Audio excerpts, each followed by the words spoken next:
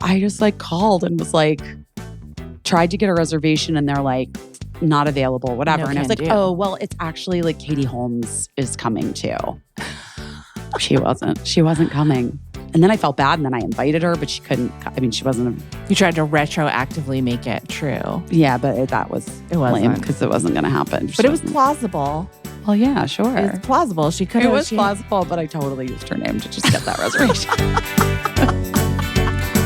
I don't know what I'm doing, but I'm doing my best. I'm recording too. You're recording too. I did it. Okay. How are you? I'm good. I'm good, I think. I don't know. I'm tired. I'm so tired. You're tired. You're jet lagged.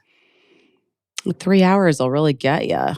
It does. I feel like I'm trying to think which Busy's in LA right now, even though we're not in the same place. We're doing it still New York, LA style. Well, but, just over Zoom. Just because for convenience sake. So I didn't have to put shoes on. Yeah, I mean, I know how you feel. Huh? I know how you feel. But is it worse to go east to west or west to east? Which is the jet lag that's worst? I don't know. I mean, I think I wake up really early here. Okay. Yeah. But I will say, like, the first day that I got here, because I got here on Sunday. So and you did a big event. Right. So I had to be here Sunday night for this event for the MPTF Next Gen, which is the Motion Picture Television Fund? I think Foundation. But what it does is it's like donation based, and they provide emergency like money and resources and services to people who work or have worked in the entertainment industry.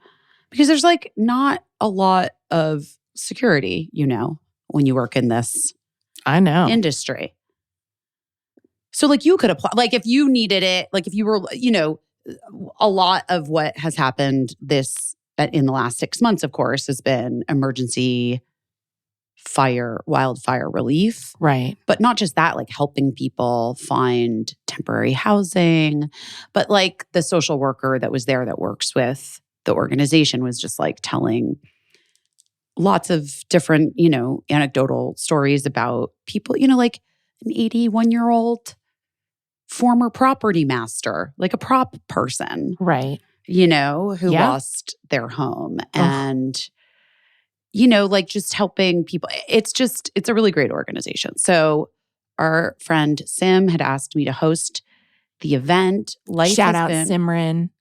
I mean, she gets so many damn shout outs on this show. I don't think she listens to it, but if she ever did. She's busy. She's making the pit, What are we going to do? She is making the pit. Anyway, the point is, I was hosting that event on Sunday night.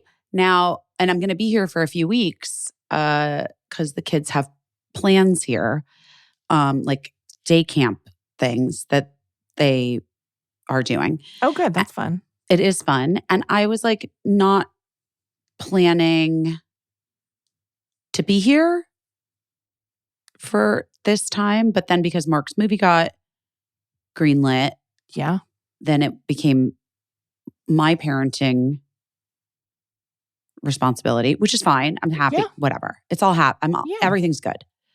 However, just a different thing.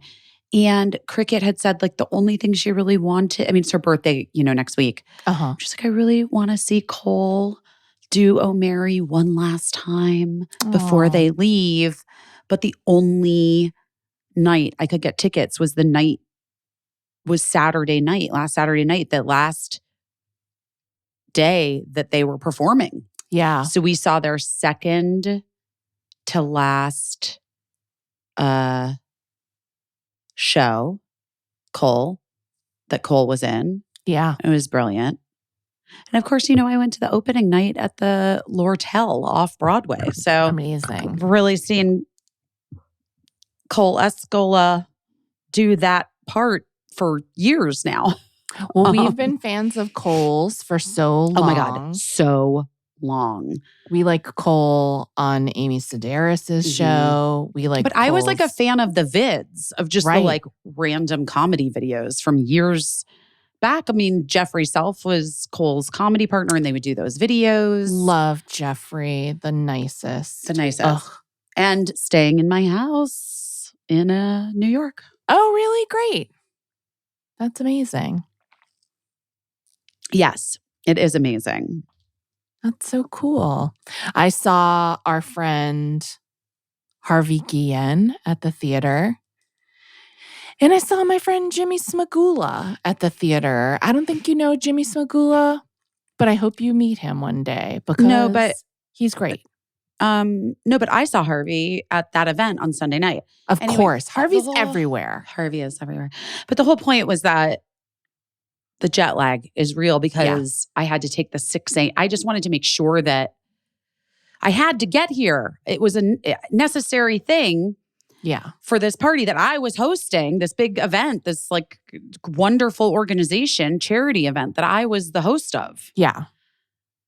And planes and flights have been so weird and delayed and things Right. People that have I was been just like missing their concerts that they're flying to Europe for. And it's a lot. Right. So I just was like, I think I need to just take that 6 a.m. flight. Yeah. Yeah. So that means you have to wake up at like essentially 3:30 in the morning. No, thank you. Although my And- husband has to do it 2 times a week, every week. I almost cry just thinking about it. I don't know how he does it, but he does it. But he's also not getting on a plane. That's intense. He's also not what? He's also not getting on a plane, which I think would be like additionally traumatic to Well, having to be at And work I'm like at 3. packing for like, sorry, that was loud. And I'm like packing for, weeks that I'm going to Yeah. be here. Yeah, it's a lot. So like we had multiple suitcases plus Gina wow.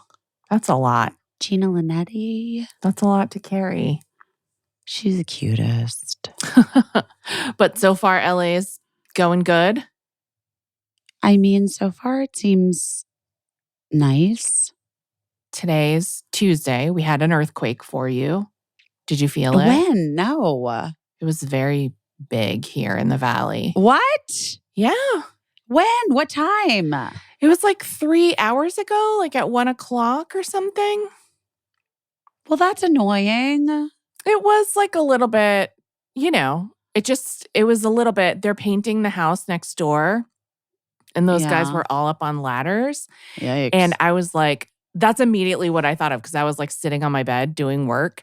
And I was like, oh my God, all those guys on ladders. But they just like stopped what they were doing for a minute. And then they just all started laughing once it was over. And I was like, I guess if you're on ladders all the time for work, you probably have had an earthquake or two while you were standing on a ladder and you're pretty like chill about it. But I was scared for them. I was like, I don't know that I would stay up on a ladder. I think I would get down, but whatever. They're ranch houses. They're not, not the Yeah. tallest ladders in the world. I guess so. Yeah, I guess But- so.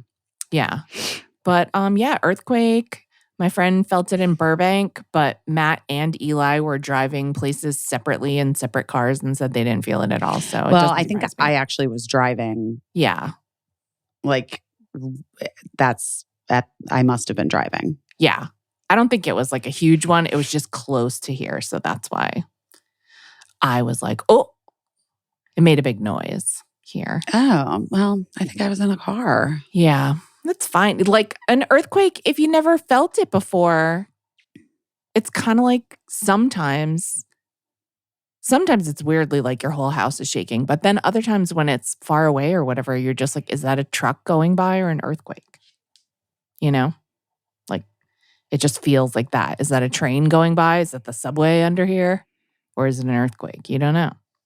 Yeah. I don't know. But anyway, I saw someone on Threads said that it made them feel dizzy, which I always feel bad for because that does happen to some people. And I always feel bad that people get like disoriented by earthquakes sometime, but they must have been really Oh. close to it, maybe. Well, there's a lot going on. There's the election happening. I haven't looked at the updates right now. I had a weird thing happen with my voting. Oh no, what happened? Yeah. Well, apparently I don't understand what happened, even though I've been a registered Democrat since I was 18. But when I went there, like, oh, you're not a registered Democrat. And I was like, What? What are you talking about? What are you talking about? What are you talking about? I talked to the DOE, BOE, not the Okay. D, the BOE, the Yeah. Board of Elections. Yeah. And I was like, this doesn't really make sense. Yeah. And because yes. Anyway, they were like, it says it's blank. And I was like, I've been a registered Democrat since I was 18. But maybe something, I don't know. Maybe something, okay, here's the other thing.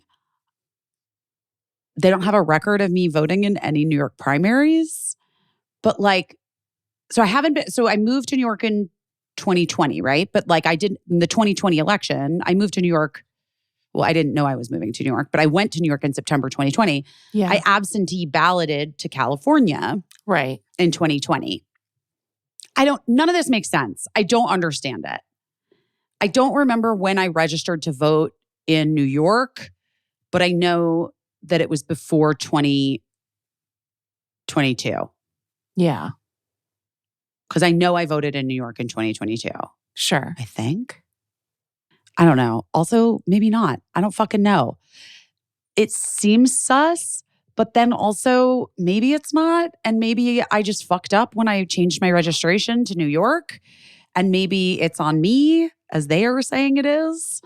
And also, I'm embarrassed because I'm like always doing things for voting things that are like, make sure you check your registration. Make sure you. Yeah, I mean, And here I am. Well, but So I you're did a provisional ballot. But it's like, a good example of why you need to check because you're like on top of this stuff and you're very involved with this stuff and it could even happen to you. I'm of the opinion that voting rolls and things like that, all that like record keeping and stuff and you know, a lot of volunteers do that work. I'm always like, do we need to like update these things as much as we update them? And like, you know, like sometimes I worry because I hear about people getting kicked off of their like neighborhood voting rolls all the time, getting their party affiliation removed, just what you're describing. Yeah. And it's hard not to feel fishy about it because you're it feels fishy. Yeah. But also the Department of whatever it's called, the BOE, the Board of Elections.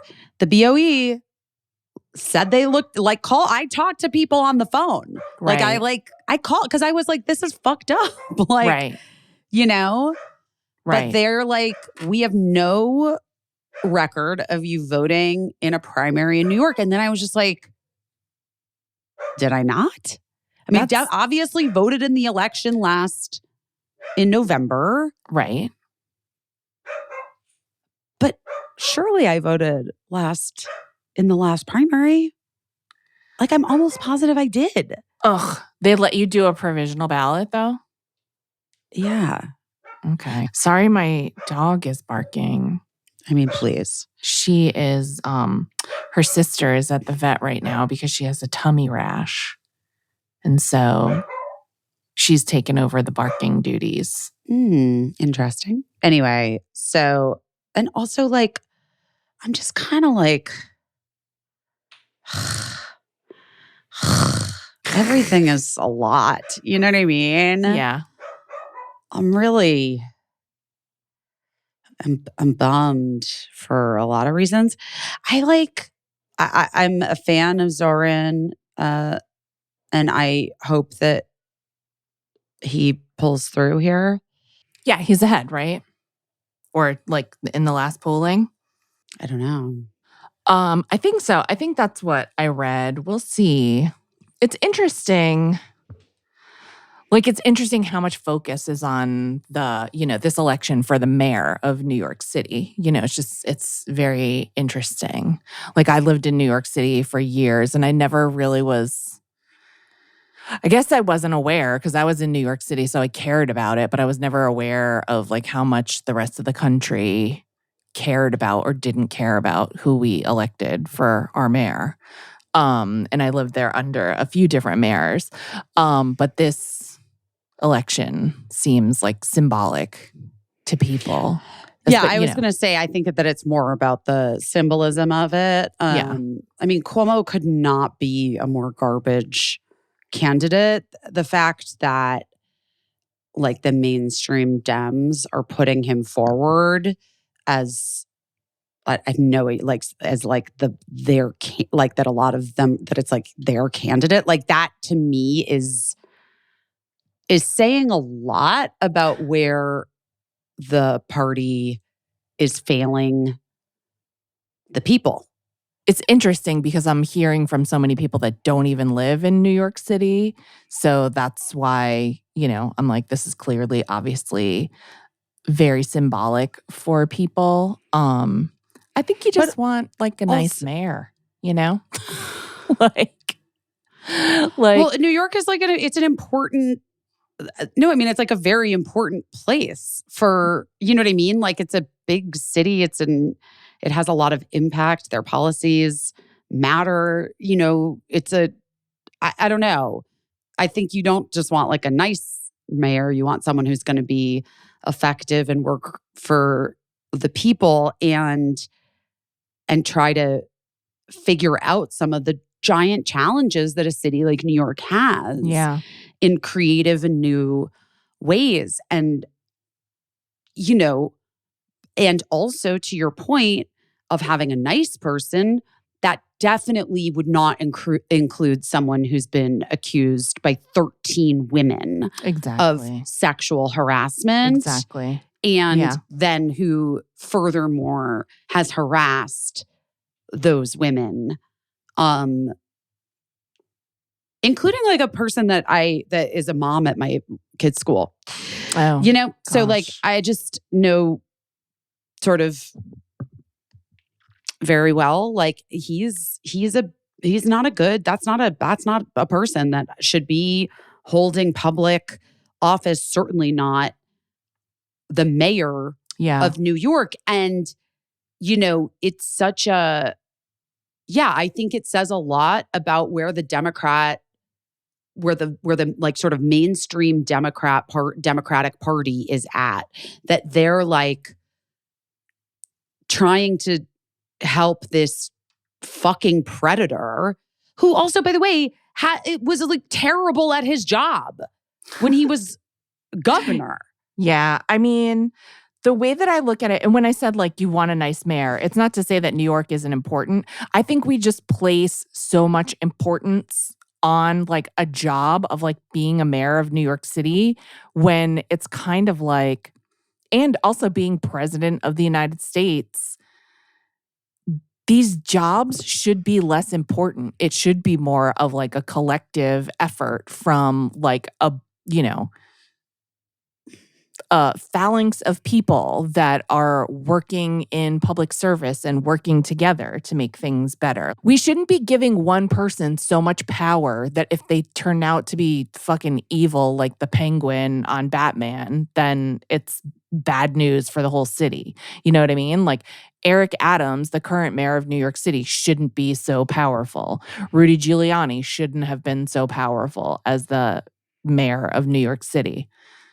Ed Koch, I liked him. He went on to be in charge of the People's Court, But I don't know. I was a kid when Ed Koch was mayor, so I don't remember. But I just think it's like, I just worry about New York treating it like they're electing a mini president And again, just putting all this power, in the hands of one person or on the shoulders of one person. And like, you really hope that the person turns out to be good.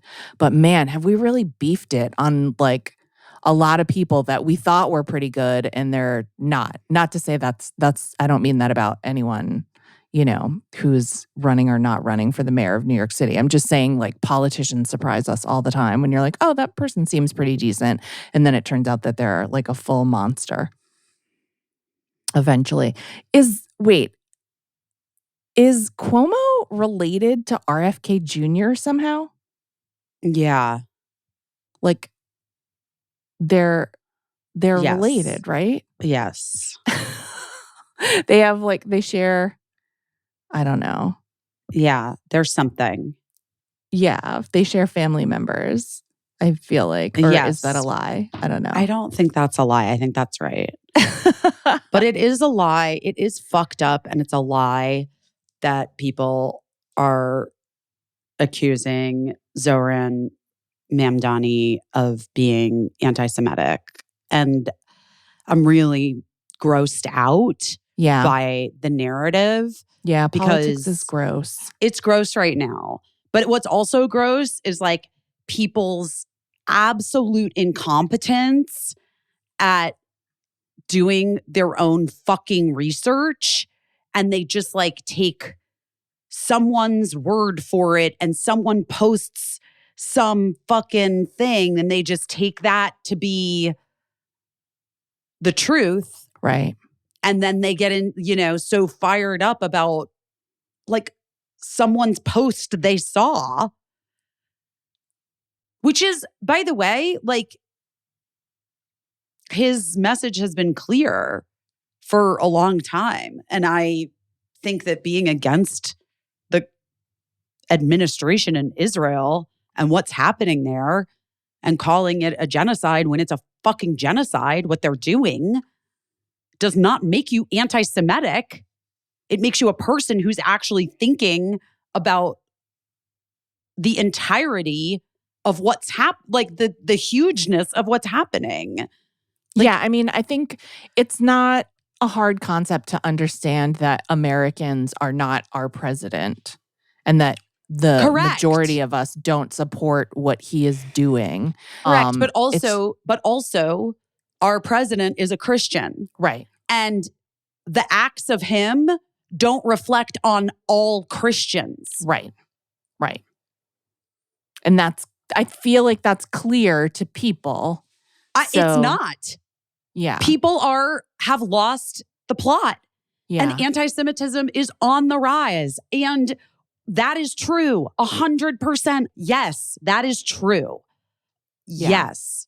And that needs to be addressed, but also saying that you are not aligned with the way that Israel has perpetrated and the United States has helped in perpetrating such massive destruction and unbelievable pain. And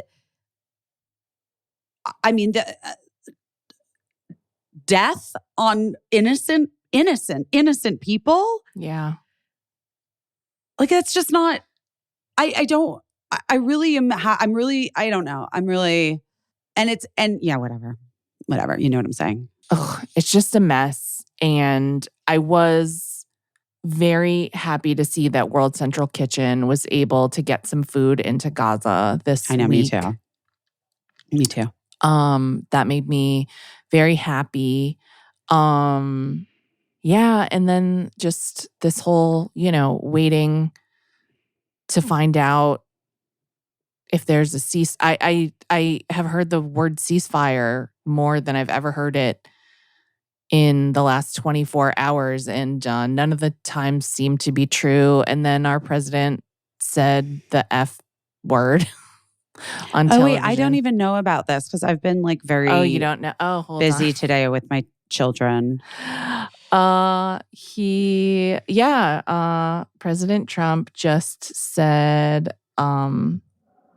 he was talking about the Israel-Iran situation. And he said, we basically have two countries that have been fighting so long and so hard that they don't know what the fuck they're doing. Do you understand that on live television? So then he kind of staggered off to his helicopter. I don't know. It looks like he's carrying a bag of takeout, but I'm sure it's not takeout. I'm sure it's something else. Why would you be sure that it's not takeout? But then, of course, everyone else is like, Jasmine Crockett said the F word one time. And I'm like, Jasmine Crockett's not the president, you know? I don't know.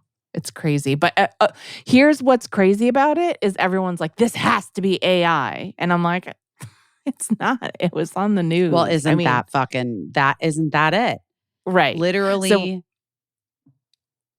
when you're literally, talking about this is doing it. your own research, like, I don't, you know, I guess people are never gonna believe their own eyes or ears again. Or they will 100% believe their eyes and ears, even though what they're looking at is false. So that's concerning. Oh, it's very concerning. Yeah. But yeah, is there a ceasefire? Seems like nobody's bombed anyone in a little while, knock on wood. But you'll be hearing this tomorrow on Busy's official birthday. And It's my birthday. Happy birthday to you tomorrow. Sure, I guess.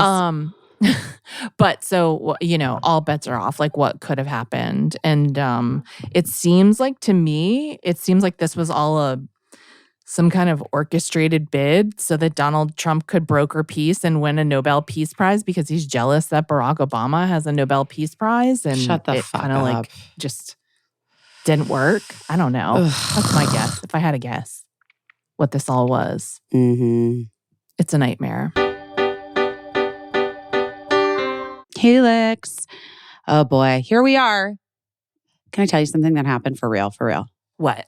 I'm in this like rental that I got, right? Yeah. And the first night I'm like, wow, this bed is really comfortable. No joke, I looked. It's a Helix. I looked and it was a Helix. It's a Helix. I love that. You know, I will say like amongst our friends, I feel like Helix is the code that people most often directly text me for. They're like, I need that Helix discount code. Yeah, I do. I get that a lot too. But you know what? That makes sense to me. And people need to they need it. They need it because they need new mattresses. Agreed. Because also like, listen, I know I don't have one of those like Oura rings or whatever, but I know a lot of people who track their sleep. And like, if you're tracking your sleep and your sleep is like, no, it's not good. Right. Maybe you consider it that it's might be time to get a new mattress. Maybe that's what time it is. Yeah, that's what time it is. Because it can change your sleep forever and improve it. And, you know, back pain, motion transfer, whatever, like night sweats. Anyway, Helix can address all of these issues. Yeah, that's why, I mean, I gotta get into the night sweats Helix. Ugh, you really do. Back when I got this Helix, that wasn't a problem for me. Well, maybe it's time to upgrade. I think it's time to upgrade. Ugh, you go to helixsleep.com/best, guys, and you're getting the best deal because it's the 4th of July sale early. 27% off site-wide. That's amazing. That's amazing. Exclusive for you listeners of Busy Phillips is doing her best. helixsleep.com/best. 27% off site-wide. Make sure you enter our show's name after the checkout so they know that we sent you. You take a little quiz about how you sleep. They're going to pair you with the mattress that's right for you. You get 100 nights risk-free. They will just come take that mattress back from you, honey. They ship it straight to your door. I'm telling you, you've got nothing to lose except for bad sleep because you're going to have nothing but good sleep when you get your new Helix mattress. Go to helixsleep.com/best and enter our show's name after you check out so that You know, we get credit, and you're going to get 27% off site-wide now until July 31st. Amazing. That's exciting. Oh, if your girls could talk, would they be begging for Ollie? Would they be like, I'm ready for my Ollie? Yeah, they can hear when I move the little containers around in the kitchen. Really? They come out looking for it. Oh my God, I'm obsessed. That's so cute. They know the specific Ollie containers. Ollie delivers clean, fresh nutrition to your pups in 5 drool-worthy flavors. Even the most picky pup eaters will be into it. Made in U.S. kitchens with the highest quality human-grade ingredients. Ollie's food contains no fillers, no preservatives, just real food. Here's the thing. Get into it because all the things that you want will happen. More energy, shinier coats, better poops, which has been a real thing for me and Gina. And now we're solving this, you know? Yes. But most importantly, more excitement at mealtime, which is also important. You want to make sure that they like what they're eating. Who doesn't want that? I know. They've got fresh beef with sweet potatoes, fresh turkey with blueberries. She loves that one. That's the one Nagina loves. Yeah. You might think, wow, my dog is just going to eat better than I do. That might be true. We don't know. You take a 30-second quiz about your dog. They'll create a customized meal plan based on your dog's weight, activity level, other health info. You get a welcome kit for any first timers. Ollie sends your pup's first box with 2 weeks of meals, free storage container for mess-free serving, and a guide of how to gradually switch them over to their new diet. And you can customize the plan. Ollie offers 3 meal plans to choose from. So you can choose between a full fresh plan, a fresh topper plan, or a mixed plan with their freshly baked recipes for your little baby, your little fur baby. They also have treats and supplements, which is amazing. Yeah, they got you covered. Ollie's the only fresh dog food that comes with unlimited routine health screening, so you can get your pup on track to living their healthiest, happiest life. Dogs deserve the best, and that really means fresh, healthy food. Head to ollie.com/best, tell them all about your dog, and use code BEST to get 60% off your welcome kit when you subscribe today. Plus, they offer a happiness guarantee on the first box. If you're not completely satisfied, you're going to get your money back. That's OLLIE.com/best and enter code BEST to get 60% off your first box. Do you want to hear something much smaller stakes, but I'd be interested to hear what you think about it? What? Yeah. Okay, so you know how at my house is like L-shaped, and then in like the part of the L that goes out toward the street, there's like a little rock garden with like cactuses and stuff like that. Mm-hmm. And there's like the sidewalk that everybody walks by on. And then there's a sidewalk to the right of my little rock garden yard thing. And then the next door neighbor's house is to the right of the little like walkway that goes back toward my yard. And so in our little rock garden, we had these like Acapulco chairs, these like blue, Acapulco chairs, and like a little table set. And we moved them out of the backyard because we had different chairs that we wanted to use. So Eli was like, oh, I'll make like a nice little setup in the front yard in the little like rock garden. It'll be cute. It like looks festive. It's blue and looks cute against the White House. So the house next door, the owner passed away. She was in her 90s and very interesting lady. Really liked her when we saw her, but she was very old. She passed away. They sold the house. They've been working on the house for a really long time, but nobody moved in. But finally, a family moved in. We were obviously very curious about who's moving in. And it's like a married couple and they have a newborn baby. Oh, wow. Nice. Great. Love it. Love to have a new family in the neighborhood. But Every time Matt goes out to walk the dog, the mom is sitting in one of the chairs in our yard breastfeeding her baby Oh my and God. FaceTiming someone on her phone. And Matt is like, it always startles me. And I was like, yeah, I would be startled too. And then he's just like, I mean, it's clear that it's our yard, and listen, he's like, because he's sweet, he was like, I'm glad she's like relaxing and like feels comfortable or whatever. But then, of course, I was like, yeah, but these are like sun-baked chairs made of rubber bands that fall apart. Like 2 of them have already fallen apart. Like if she falls out of this chair, like if it breaks down and she falls out of this chair with her baby, can we get sued?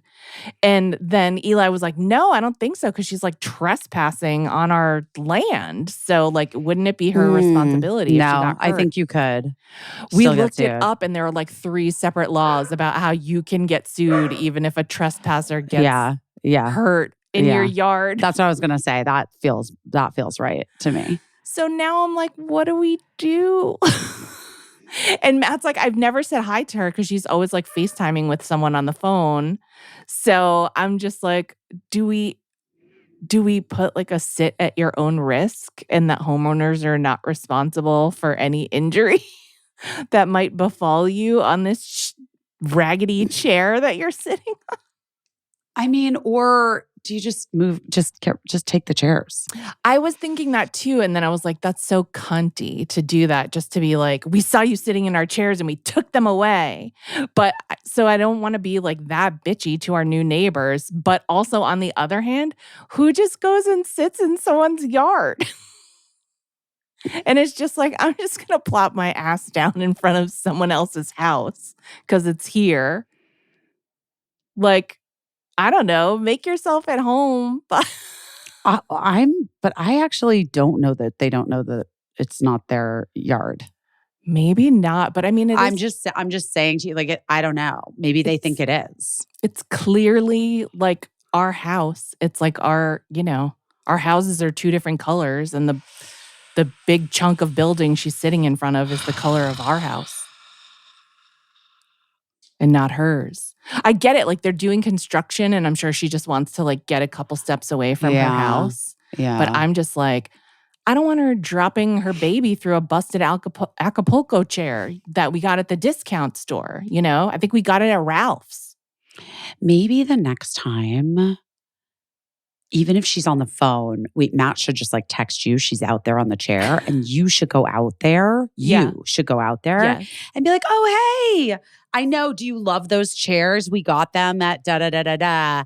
I'm a little concerned though, like, because they seem a little unstable. So like, we're not responsible. You know what I mean? Like, do like some friendly neighbor type thing. You know what I'm saying? Yeah. Yeah. I think you could pull it off. I don't think it's for Matt to do. No. Because I'm like, don't startle her while she's holding the baby on the rickety chair, Definitely really don't do that.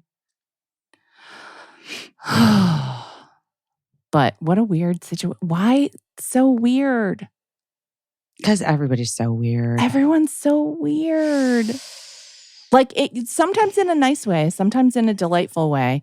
This isn't nefarious. Like I love her. I love her baby. I don't know them, but I love them. I love that they exist. But I just really don't want to like lose our house because they got like gravel rash from falling in our yard because they sat on a rickety chair that's baking in the sun every day.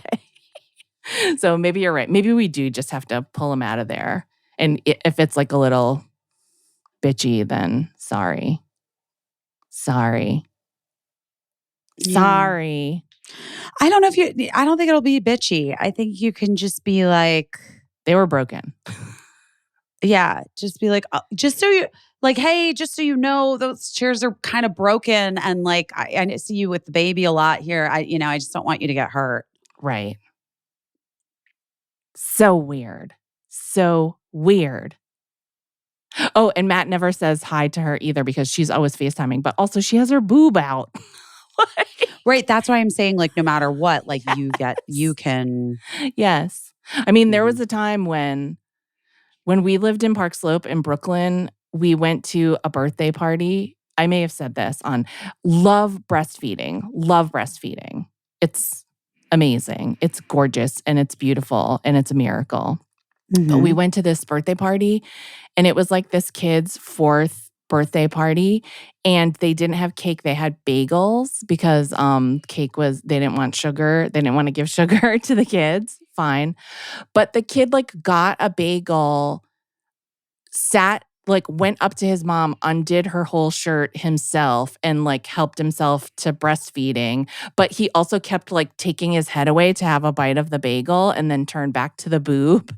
And then Matt was like, I've seen everyone's boobs in Park Slope, Brooklyn. So, we've seen a lot of boobs in our day and we're not trying to see extra boobs because we're past the boob stage. Yeah, I guess I hear that. I don't know. Oh my God. It is funny. I mean, I know it's so childish to still feel shy about boobs, but I am a little boob shy still. Really? Yeah, a little bit. Not for Oh, everyone, but like a stranger's boobs, a little shy. oh, I don't care. Oh You my know, gosh. I don't care. How was your birthday party in New York? It was fun. It was super Yeah. fun. Yeah, I feel like I've lived like a million years in the last 5 days. Like, I don't understand what has Yeah. happened. I know. Well, you had the birthday party in New York. It looked super fun. Well, first of all, I saw John Proctor as the villain, which is fucking incredible. Oh, good. And like, if anyone has the opportunity to be in New York and see some theater and you are able to get tickets to John Proctor as the villain, I highly recommend it. Oh, good. It was really, really special. Cool. So that happened. I had my joint birthday party with Liv.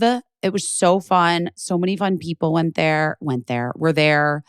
It was just like a really great night. It was like the weather's been just a nightmare in New York as long as I can remember at this point. It's just been raining But it's been right? terrible. It was like cold and raining and this and that and then too hot and then raining again and whatever.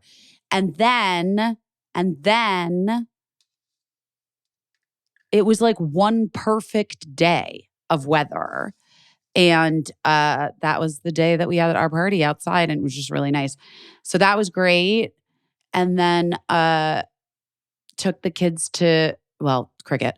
Took cricket to Cole's second to last show of Oh Mary on Nice. Saturday, which was great.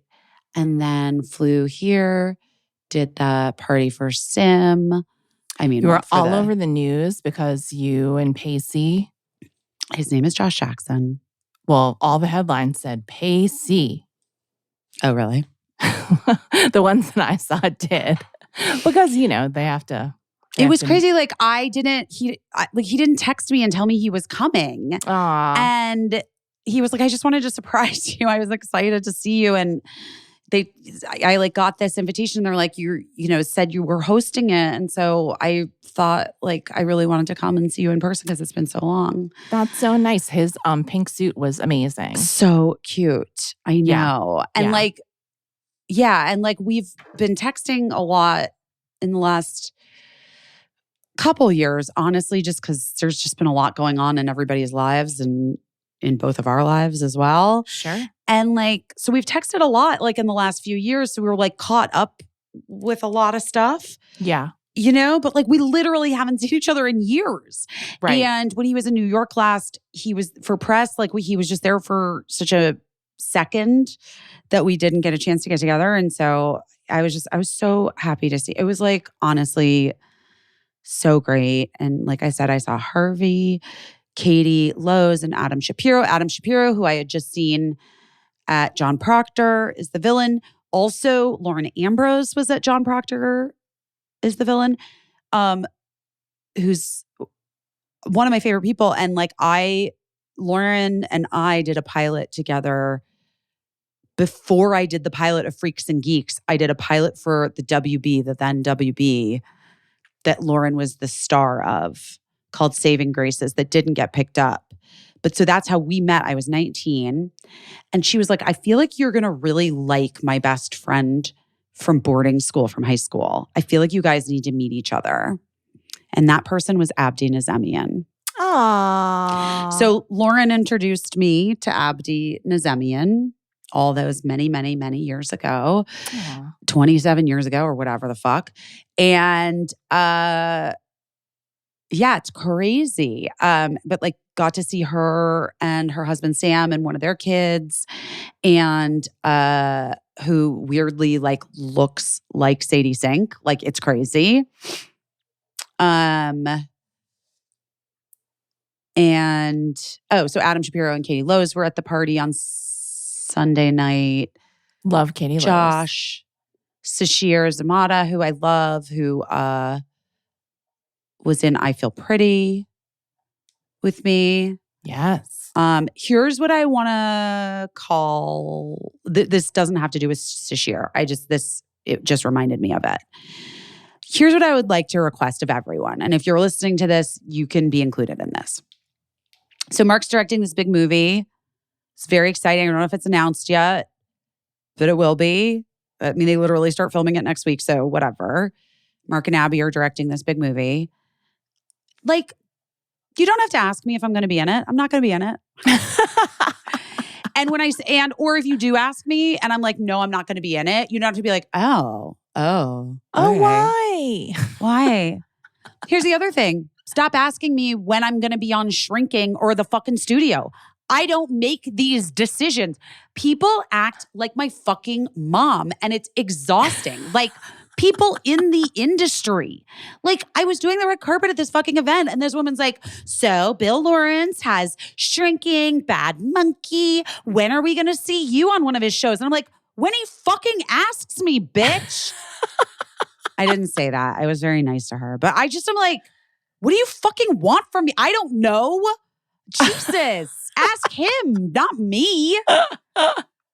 Oh, you know what? Actually, I am pitching myself to Seth Rogen to be a new character on season 2 of The Studio. You fucking morons.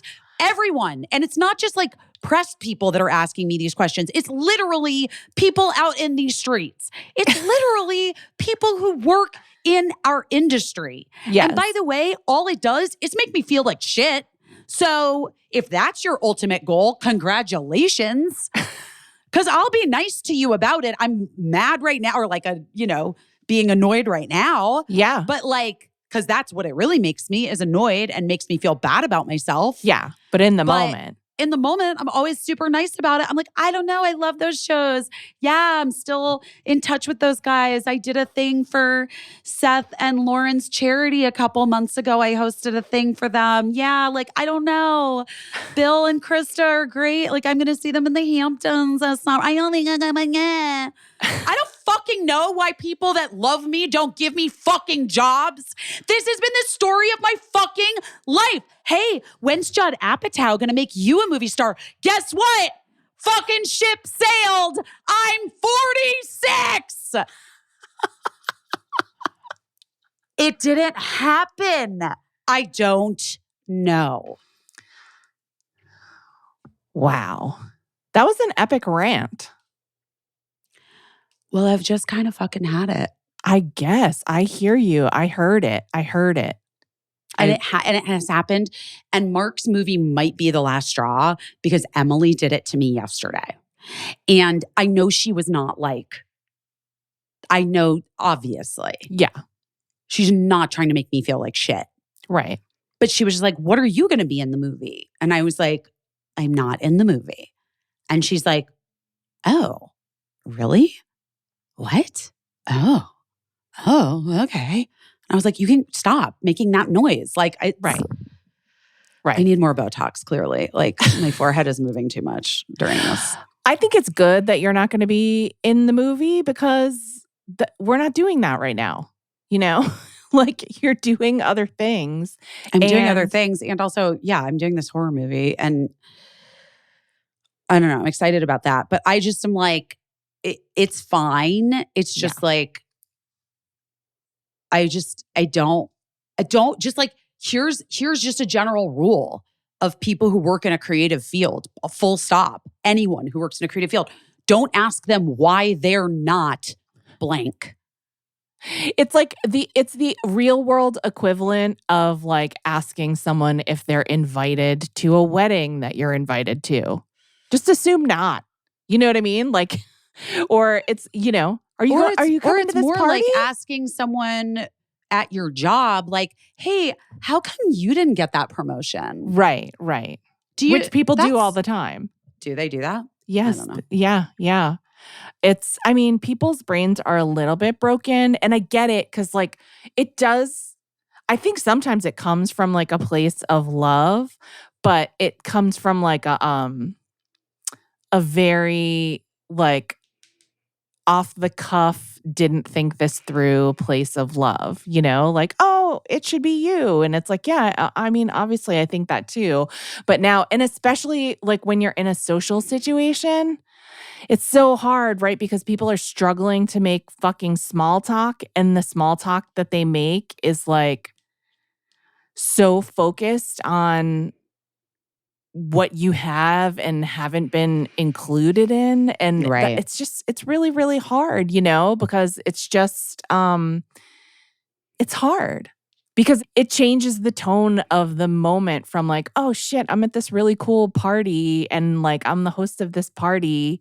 And like, what an honor to have been asked to be like, well, here's a reminder of what you aren't, and you're just like, oh. Totally. And also, I'm like, literally, I think I said this because I was just trying to be nice. I'm obviously, because you're Yeah, like, of course. I'm doing a fucking being interviewed and I'm the host of this thing and you don't want to be an asshole. But I was also exhausted, but I was like, well, I don't know. Tina Fey has given me like 5 jobs. So I guess I can just hold on to those. How come you're not in the 4 seasons? Can you imagine? Yeah, that's hard. And you got a fake Dumois item about you.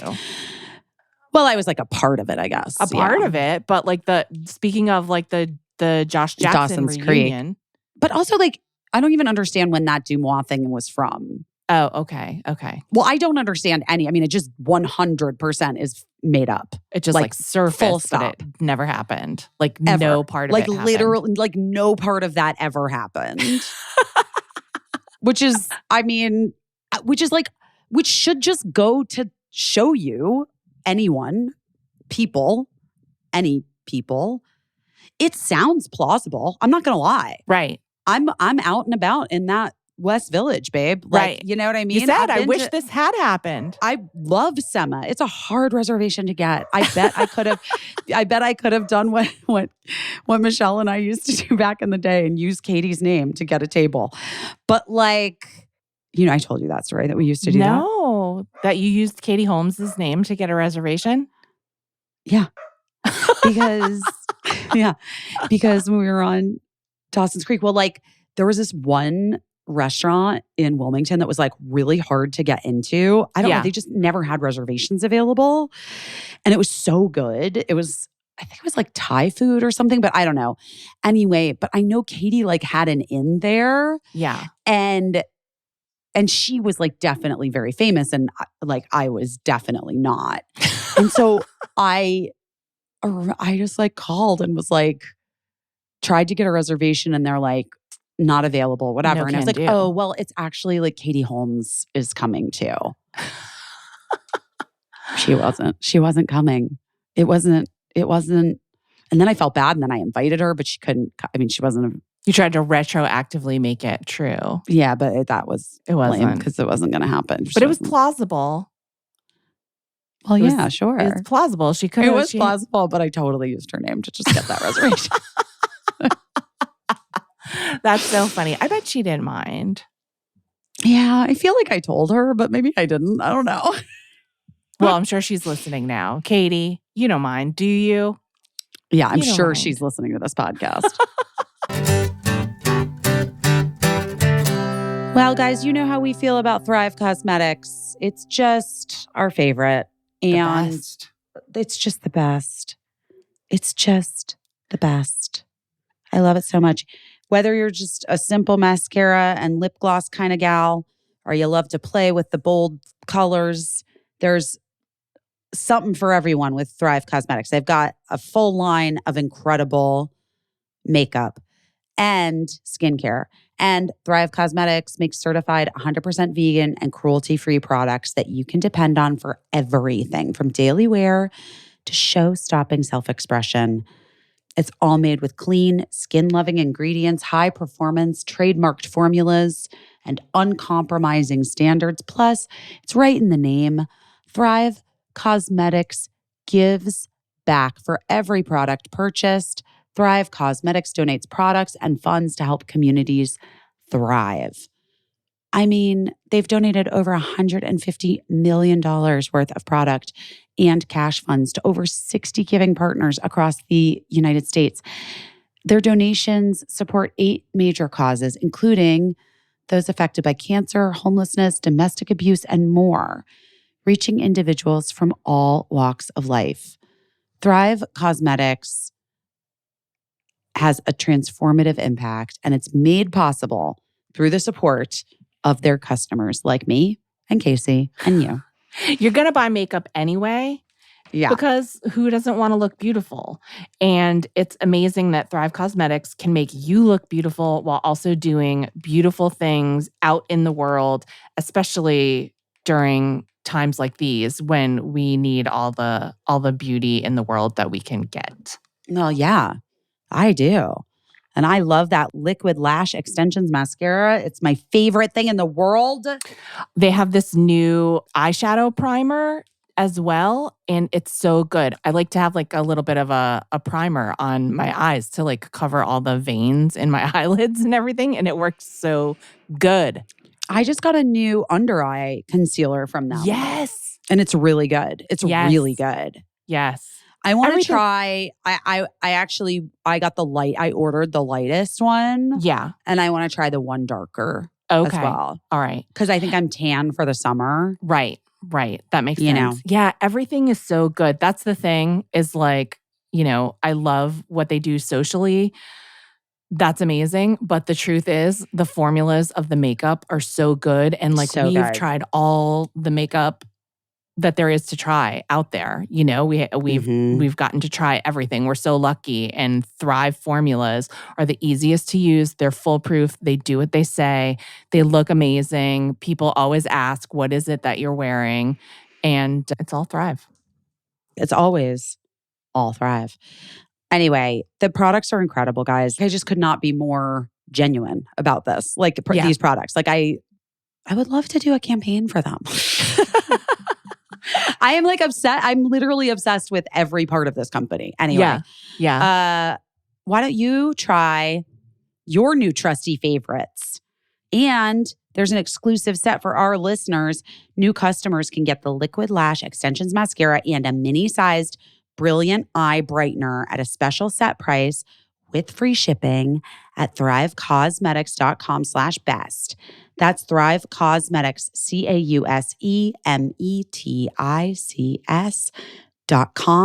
CAUSEMETICS.com/best. Wait, can I tell you something?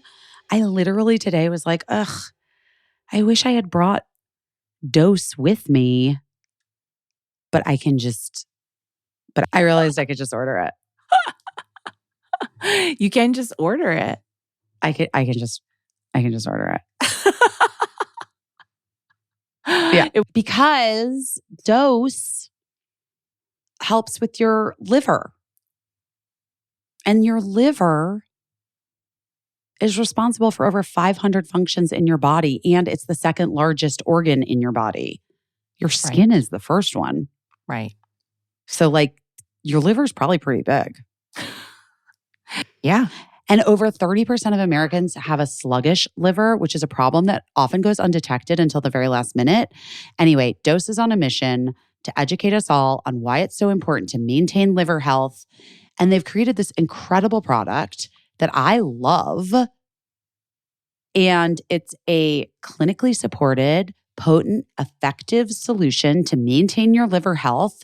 It's like you take a shot of this really great tasting drink, basically, a dose of it every day. Right. And one dose for your liver is equivalent to 17 shots of turmeric juice. Oh Come on. It also tastes really good. It's so good. I want to drink the whole bottle. I know. I bet you could. I mean, I don't think it would like do anything. You know what I mean? You want to make it last because you're supposed to have Yeah. like one little shot of it every day. Every day. I really want to chug it. Promotes liver function. It aids in digestion, eases bloating, boosts energy levels. And in a double-blind, placebo-controlled clinical trial, dose for your liver lowered liver enzyme levels by 50% in over 86% of participants. So, guys, stick with dose and you're going to feel the benefits over time. More energy, better digestion, reduced bloating, healthier liver enzyme function, reduction in brain fog, and just better sleep. You're going to feel good. You're just going to feel good. Dose is gluten-free, dairy-free, sugar-free, and vegan, and it tastes absolutely delicious. Absolutely delicious. I want you to save 30% on your first month of subscription by going to dosedaily.co/best or entering BEST at checkout. That's DOSEDAILY.co/best for 30% off your first month subscription. I went to lunch with our friend Bette Midler. Oh my God. How was that? It was great. And she made the reservation and she makes it right under her name, you know? Yeah, she just great. like, she doesn't have any alias or whatever. She's just like, it's Bette Midler. The table's for Bette Midler. It was great. It was so nice to see her. I love that. Yeah, it was super fun. And she drove herself there and she was, you know, typical LA, like texting me like, oh, I'm trying to park. There's nowhere to park. The parking lot's full. The lot for the restaurant's full. So then she was 100% sure that her car was going to have been towed from where she parked in a frenzy. But it wasn't. It was all fine. Oh, It was thank all God. fine. Our server was very charming. We had delicious lunch and we were laughing and laughing. And I was trying to tell her that she should write a memoir and make a documentary of her life. And she was like, who would care? Who wants that? And I was like, Everyone. Everyone. Come on. And she was Is like, there no, I not- don't think so. I think everybody who wants to know knows. And there doesn't need to be a documentary. But I did tell her to watch the Pee-wee documentary. And she was like, okay, I'm on it. Because But wait, there's never been a documentary about Bette? I don't think so, no. Like maybe, you know, like a profile, like an extended profile or whatever, but not like a full movie. Because I was like, make the documentary before someone else does, you know? Like you be in on it. Don't let it get into someone else's hands and they tell your story without your input, you know? Well, they would try to get her anyway. Yeah, I'm just saying like after, you know, in 20 years Why or don't you whatever. make it? Yeah. Caissie, What?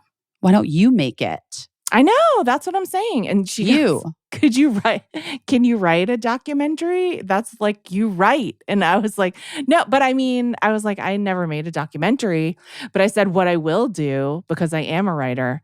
I'm going to write a report, like a school report for you detailing because she was like, who cares? And she goes, what would the documentary be about? And I go, well, do you have any awards? And she goes, yeah, I got a bunch of them. And I was like, yeah, start there. You probably got those for good reasons. And she was like, oh, that's true. So I was like, yeah, I'm going to write a report for you detailing the timeline of your career so that to refresh your memory about why you deserve a documentary to be made about you. I mean, for so many reasons. Right? I mean, one of the things that I was always so happy about is that Joan got that documentary made about her because, Like, I think there's a time where she probably would have said the same thing. Like, who cares? Nobody wants to make a documentary about me. I don't think she would have said it exactly like that. I think she would have said, yes, I think I deserve a documentary, but nobody else is interested in it. And so that's the problem. So I was happy that it came back around, that these filmmakers were interested and they made it at such a pivotal time for her. And I was really, really happy that everybody got to see like the real her and how she like kept evolving as a performer and a person. And yeah, so I was very grateful that documentary, a piece of work, if you've never seen it, is really, really good. And the Pee-wee, have you watched the Pee-wee documentary? Well, I started to watch it, and then I was trying to get Cricket to watch it with me, and then she was like in a bad mood that day. And then, which is like rare for the Cricks. And so then I was like, you know what, forget it. I'll just watch it by myself at a later date. So I haven't picked it back up, but I want to. I'm excited to see it.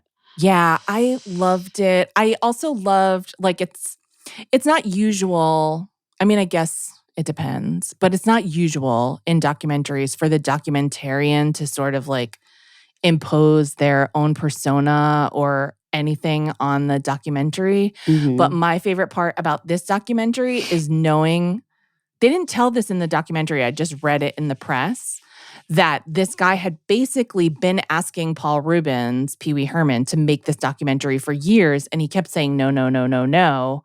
And then I don't know if he knew he was drawing close to the end of his life. And that's why he... Yes. Wait, this is in the beginning of the documentary. I don't think it's as explicit as this. I read it in like the press about it, but I don't know if it's like, or maybe it's like a title card and I looked away from the title card or something. Maybe, because I like very much remember this part of it. But anyway, so he finally relents and agrees to do this documentary with this person that I don't think he even really knew that much, but just this person that was like really passionate about doing the documentary. But he didn't tell him that he was sick. Right. He didn't tell him. And then it's revealed, like, in the very end, like, he's revealing to this filmmaker that, that he, I think, like, it's kind of the end. And he had, like, taped his own interview, which was, like, the last interview or whatever. But the thing that I liked is I loved their adversarial relationship, because part of what's revealed in the documentary is, like, Pee-wee was so much fun and he was so great, and we are all familiar with the movies and the show, but that he was kind of like a control freak, and it made things difficult, like with his co-stars and, and so he had like a contentious relationship with a lot of the people that he worked with, because he was very, very... he was very exacting and very, very much a control freak. So my favorite part of this documentary is how much he still is a control freak, and he's not enjoying like someone else being in the driver's seat and making this documentary. And then I just loved, like, again, like, I think it showed a little bit of like the real him and like who he became. And the Paul Rubens that I know, I didn't know him very well personally. I only ever had like one experience with him. But I know of him as a person that just like literally kept track of everyone's birthdays, sent everyone birthday videos and birthday voicemails, and just was like, would like randomly text people out of the blue just to be like, hey, it's Paul Rubens. I just want to say that I think you're fantastic. I think you're a genius. I think you're an artist and you're amazing. And, I just love that. That was shown, because that was how he spent so much of his time in his like final years of life, is just like gassing people up, just I love like that. Being great, amazing. And I always think like it's so easy just to say a kind word, especially if you're like someone that people maybe look up to or whatever. But he seemed to put so much time into it. It was like his saying kind words was like his full-time job towards the end there, But yeah.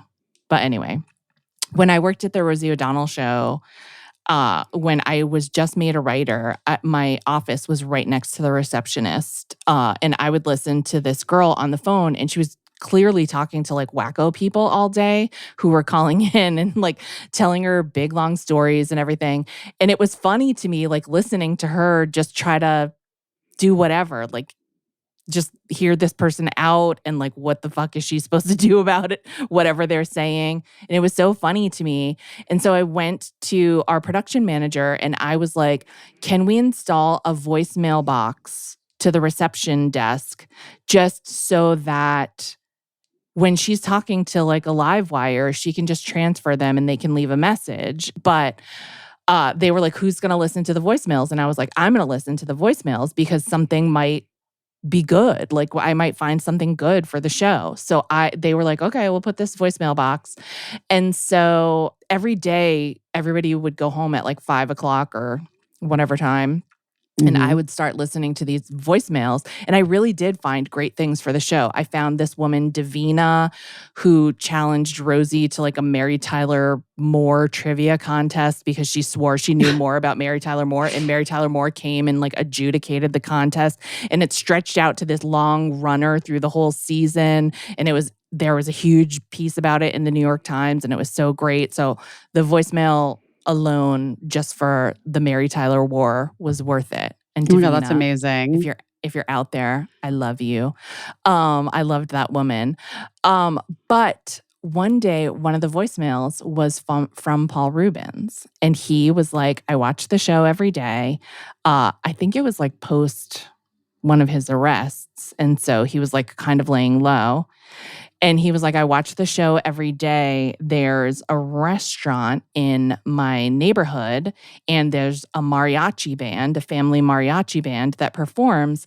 But the singer is a little girl. I believe she's 8 years old, and she is incredible. She sounds like a 100-year-old woman. She has the biggest voice I've ever heard. All I can think is how perfect she would be for your show. So if you want to call me back and I'll get you in touch with her parents or whatever. So I was like, 100% I'm calling Pee Wee Herman back about the mariachi singer. And so, so I called and we didn't have a long conversation, but he was just so sweet. And he was like, I just think this would be so perfect for the show. I watch every day. I'm a big fan. And I was like, oh my God, I'm so honored. I watched your show every day. I will call this little girl. And she did indeed come on the show. Her name was Tatiana. Cute. And she sang mariachi. And so it was a great segment. And it was all thanks to Paul Rubens. And I think she's still a singer today. I looked her up on Instagram recently and she's like all grown up and still making music. But anyway, that was my only encounter with Paul Rubens ever. But it was an encounter of generosity, certainly. I mean, yeah, I would say it's a great one. That always impressed me on every show that I worked on. I don't know if you ever had this experience, but like when I worked at Letterman, like Steve Allen would call and be like, hey, I have a joke. If you want to like write it down and give it to Dave in case he wants to use it for the monologue tonight or whatever. And I'd be like, okay. But just all these like, people just always calling in with ideas, like famous people. And I always thought that was so cute. Both the Rosie show and Dave always like, people that had kind of had their day and were, retired or whatever they were doing would call and be like, oh, I have a great idea for a bit. Write it down and bring it to Dave.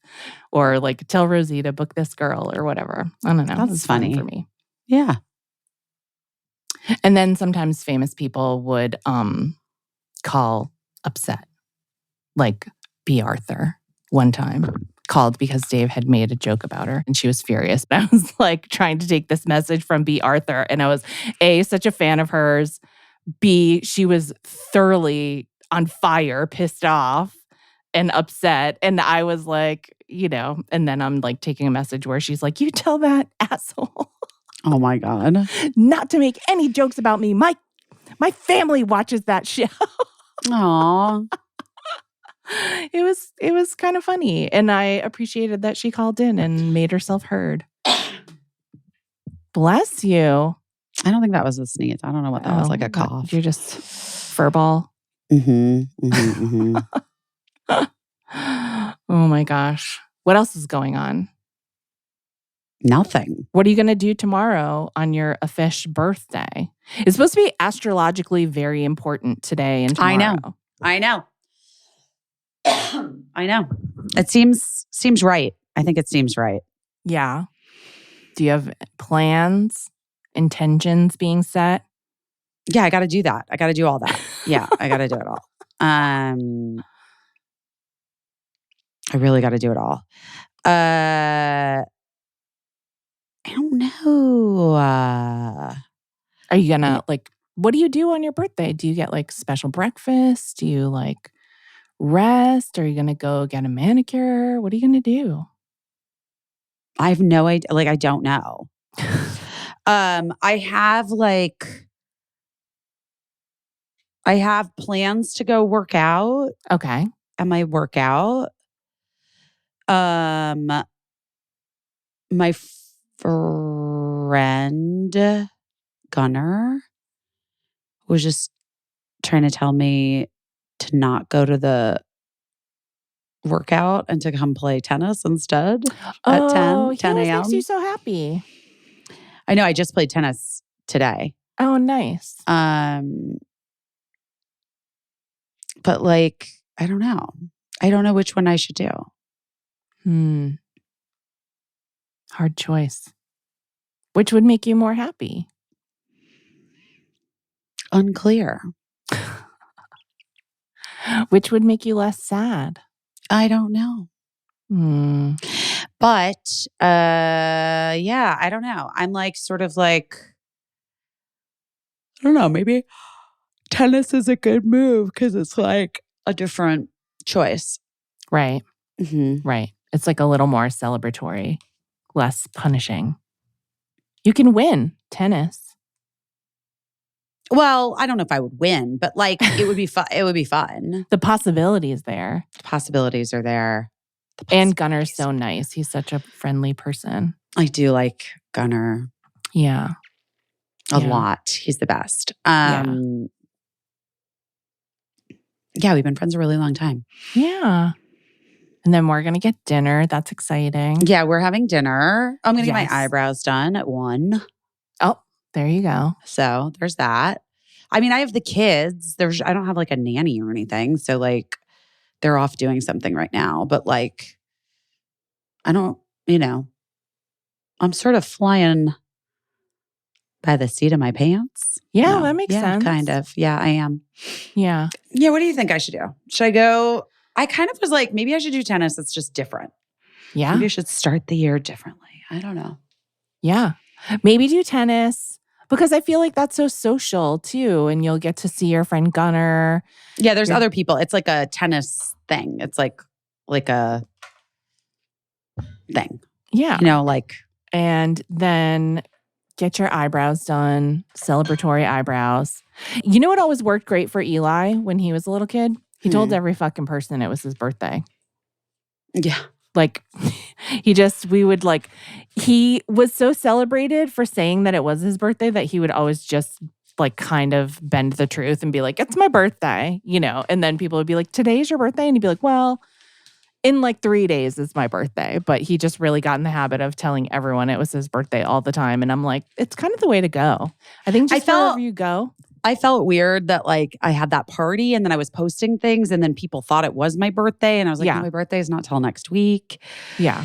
You're going to have to wish me happy birthday again. Sorry. Sometimes people so confidently, like I'll just get a text of someone being like, happy birthday in November. And I'm like, thank you. No, it's not at all my birthday, no. but I love that you thought it was. And I love it's really funny when people do that. The wishes.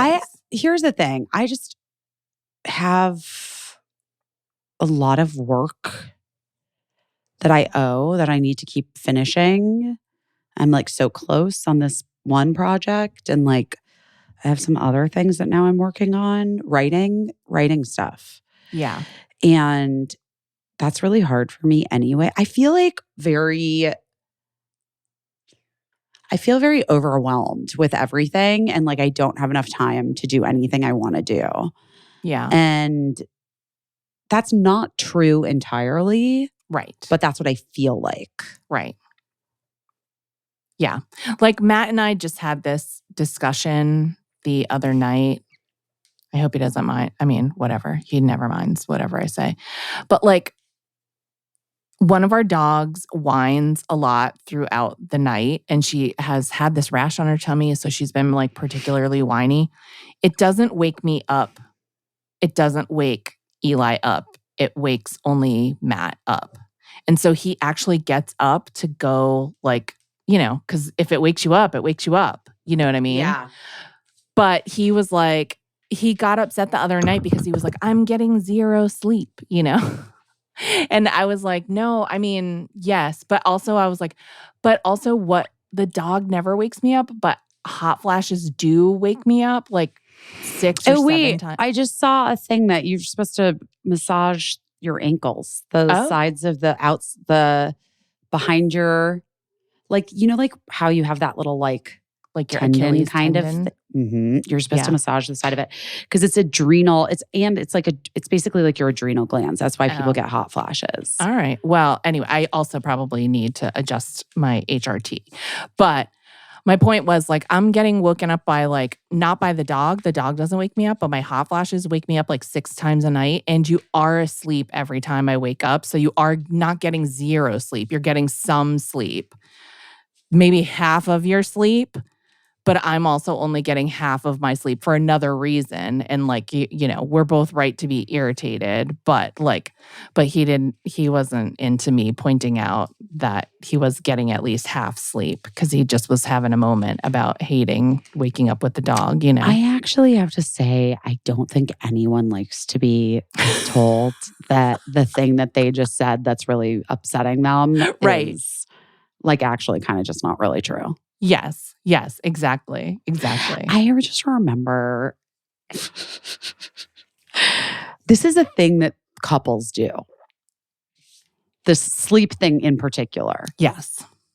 Like, I think I've done it with literally every man I've ever been with. Where like one of us will be like, I didn't sleep at all last night. Like, oh, really? I didn't sleep either. But like every time I was up, you were sleeping. Right. Like, you know what I mean? Like, this is a thing that that's a thing. Right. Yeah. So who knows?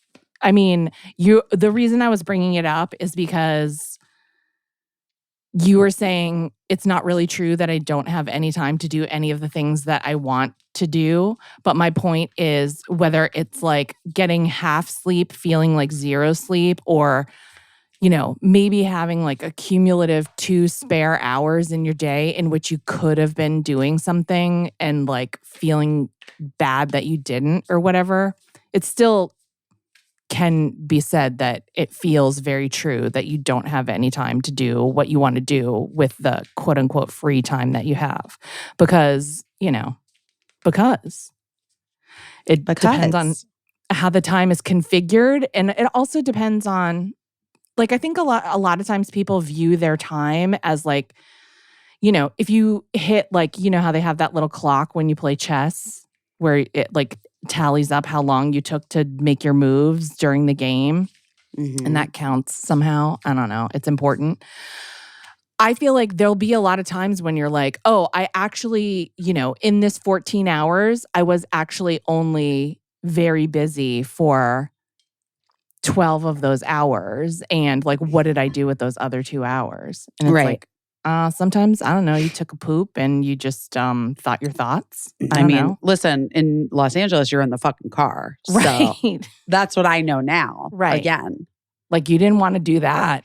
You probably had other things you wanted to do besides that, but that's what you had to do. Yeah. Yeah.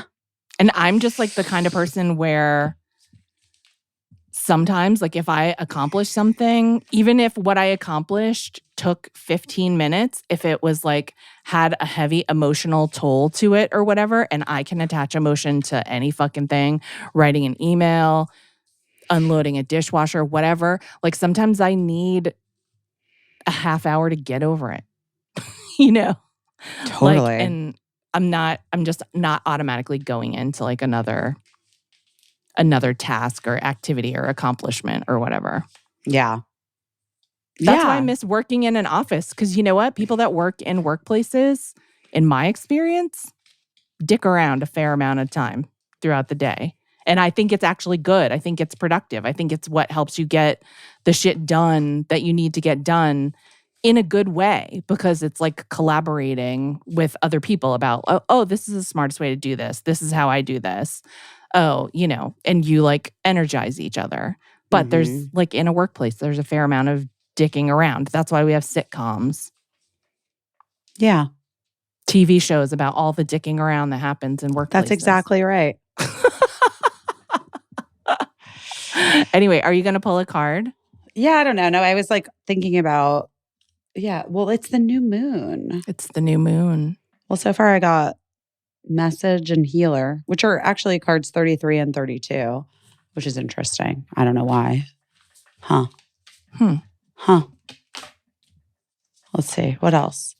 For this, my birthday. What's oh, wow. These guys jumped out. Magic and nature spirits. Okay. You're with your friend Lil Nature. I know, Lil Nature. I miss Lil Nature. I miss that she loved nature. I'm into magic and nature spirits. Yeah, 100. Okay. What else this year, guys? My birthday. What's one more thing? I don't know. Let's see. I didn't bring my full tarot. I just brought my oracle deck. My oracle deck from Marcella Kroll. The best. The best. We love her. All right, guys. One more. One more. What's happening? Oh, what do you? Oh. Ah! Thank the sweet Lord. You guys, I pulled relief. Relief. Well, that's all we need. That's we just all need we that. need. That's all I need this year. I just need some fucking relief. I need a goddamn break Oh from my gosh. it all. The end of suffering or hard times. A much needed relief or break in the energy. Miracles. Rescue. Reprieve. Thank God. It's happening. I believe it. And in my 46th year, I will find relief from the heartbreak of the last 6 years. Yeah. Even 12, maybe 12 years. I don't know. Like, it seems like It's been a long time. it's been a lot. It's been a long time. It's been a long time. All the cards are purple and green, by the way. Everything that I picked is purple and interesting. look, they're all purple and green. Interesting. Okay. That makes me think of Prince's Gemini era, where he dressed in purple and green, Batman vibes. What does purple and green mean to you? I don't know. What does it mean to I don't me? know. I don't know, but like purple and green. But it literally is like green, then purple, then green, then purple, then green. That's how they came out. Okay. What does it mean, Marcella? I don't know. Maybe I'll ask her. What did I do my best at this week? I don't fucking know. I mean, just I have gotten a lot of shit done. I'm just like continuing to get a lot of shit done. Yeah. Just trying my best to get shit done. Yeah. You know? Yeah. And like just moving forward. That's it. Yeah. That's good. Yeah. I think so. That's all you can do. That's all you can do. What about you? What are you doing your best at? When we just said that's all you can do, another new episode of Busy This Week is on QVC Plus tonight. Our guest is Jenny Garth, who neither Busy nor I knew prior to her coming on the show, but we just had such a good experience meeting her and talking to her. Oh yeah, she's a real delight. She's such a delight and she's really funny. I made my husband, because I get like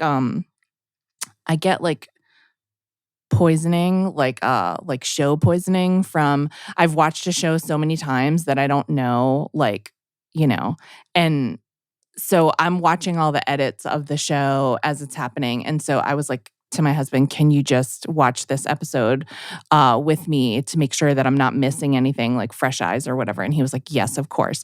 So he watched it and he was laughing and he was like, Jenny Garth is so funny. I never knew how funny and delightful she was. And I was like, yeah, great. I'm so happy that came through.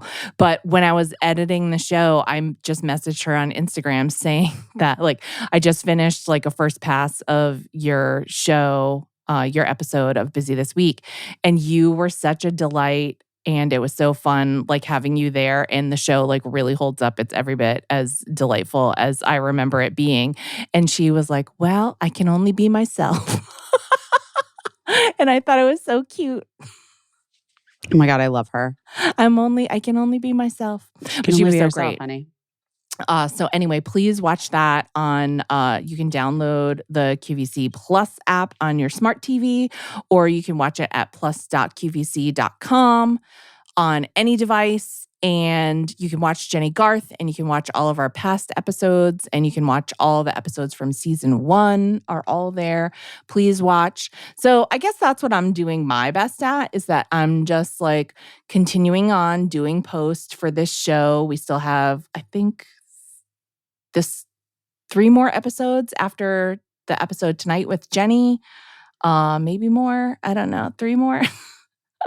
But anyway, just continuing to do post, which is like, when you're like, we went and we made the show together and the team was all together. And that's like one thing, like I was just talking about, like how in a workplace, you all like energize each other. And then when you just are home on your laptop with like the random pieces of it, like working on it by yourself, it's kind of weird and like disconnected. Yep. So, big shout out to our editor this time, Vicky. She's so great at making it feel almost like you're there together working. She's really good at just like making sure that I keep straight. Cause like you're also working on this week's show and you're working on next week's show and you're handling like all these little pieces of media and stuff like that. And it's a lot like putting together 2 different puzzles where the pieces are all mixed up, So she's really great about making sure I keep that straight. And so, I'm just pressing forward with this QVC show and like really enjoying the episodes that we recorded in the past. And I hope people are also enjoying them. And Jenny Garth is, it's a good episode. She's delightful. She's the best. Yeah. I really like her so much. Well, guys, we love you. We like you so much. Hope you're staying cool out there. Yeah. Keeping your nervous system in check. No one's doing us any favors in that regard. No, it's a fucking shit show. I just literally was like, I think I need wine. I don't know. I was like, maybe I just need to have a drink right now. Yeah. But happy birthday.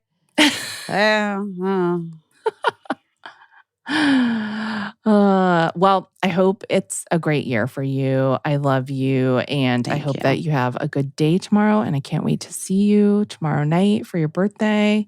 Thank you. And yeah, that's it. That's it. That's it, guys. That's it. Take good care. We'll talk to you soon. Yeah. We love you. We love you. Bye. I don't know what I'm doing, but I'm doing my best.